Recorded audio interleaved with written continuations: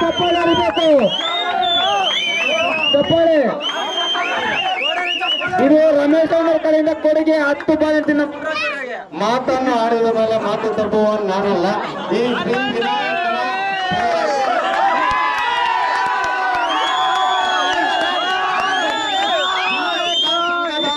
ಇಲ್ಲಿ ಯಾರು ಕೊಡೋದಲ್ಲ, ನೀವು ಕೊಡಬೇಕು. ನೀನು ಸ್ಪಾನ್ಸರ್ ನೀವು ಕೊಡ್ಬೇಕು. ಸ್ಪಾನ್ಸರ್ ನಾನು ನಿಮಗೆ ಕೊಡೋದು. ನೀನೇ ಕೊಡ.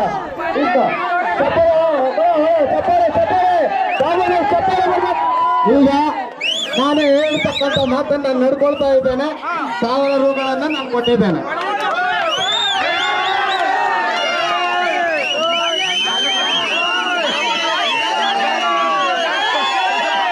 ಜಾಲು ಜಾಲು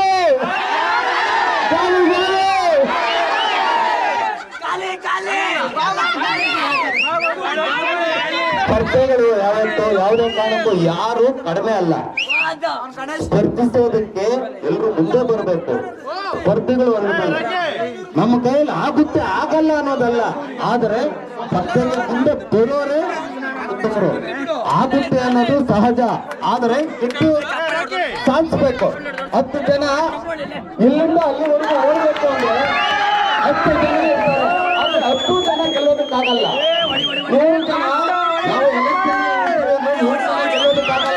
ಗೆಲ್ಲೋದಕ್ಕೆ ಸಾಧ್ಯ. ಅದೇ ರೀತಿ ಇವತ್ತು ಮುನ್ರಾಜು ಒಬ್ಬ ಗೆದ್ದಿದ್ದಾನೆ. ಅದೇ ಒಂದು ಜೈಕಾರ.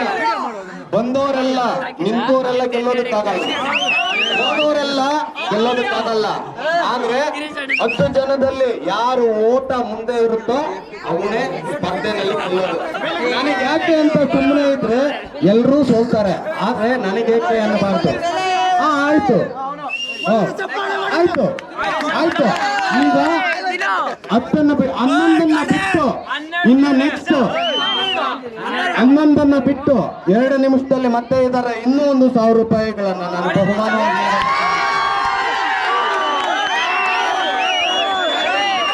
ಗಣೇಶನ ಇಲ್ಲ, ಅವರ ಅಪ್ಪ ಶಿವನ ಗೊತ್ತಿಲ್ಲ, ಇಲ್ಲಿ ಗಣಪತಿ.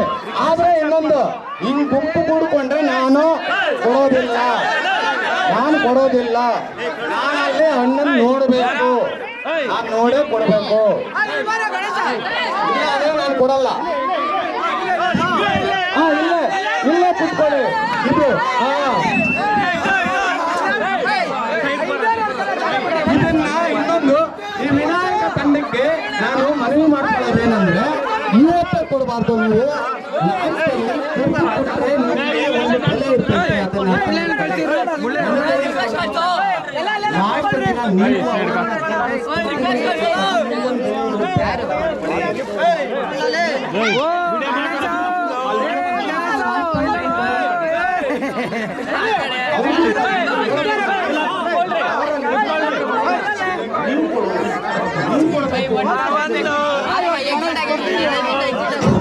ಆಯ್ತು.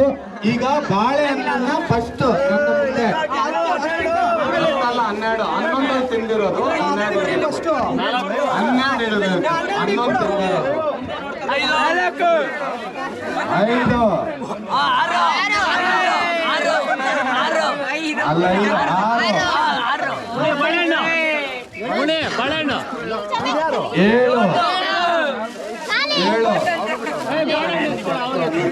7 ಬಾಳೆಹಣ್ಣನ್ನು ಅಲ್ಲೇ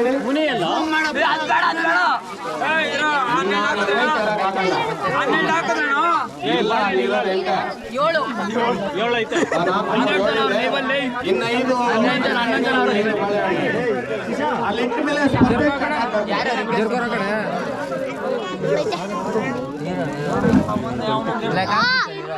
ಇನ್ನು 5 ಬಾಳೆಹಣ್ಣು ಇಲ್ಲೇ